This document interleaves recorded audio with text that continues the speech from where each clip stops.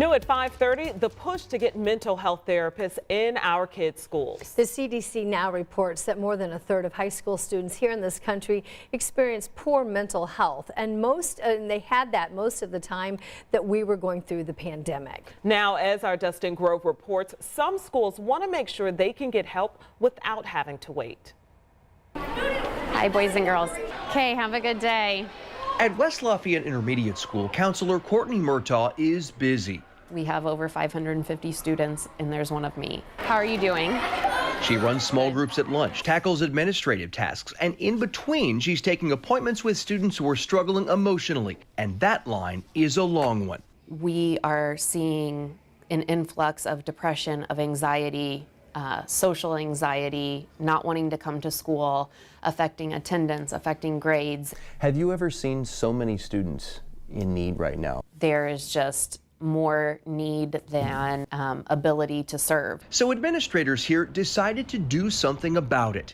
They are one of the first school districts in the state to post a job listing for a full-time, in-house licensed mental health therapist. Our students need a lot more than just academic support. This kind of position fills a growing need. Mental health advocates have long been sounding the alarm about more kids in need of mental health help, and at the same time, fewer therapists available to see them. There's such a shortage. Earlier this year, we heard from parents in Indiana waiting weeks or months for their children to get an appointment. When I call, they say that they're not taking any new. They're dealing with trying to get people off the wait list, but they can't tell me like a timeline. And this week, a report from the Indiana Youth Institute showed across the state, more than half of children with a mental health condition just didn't get treatment in 2019 and 2020. To get therapy in school here, students will have to have parental consent, and it's not intended to be a long-term fix. It will be a short-term solution for the students who are on wait lists in the community. Just filling the gap so families don't wait.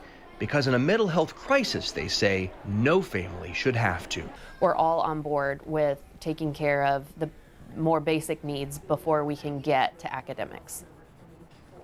Thank you, Dustin. This position will be paid for through a 3-year grant. Eventually, they hope they'll be able to make this part of the permanent school budget. The U.S. Surgeon General calls the deteriorating mental health of our nation's kids an urgent crisis. And now he's speaking with students about what the government and their communities can do to support them.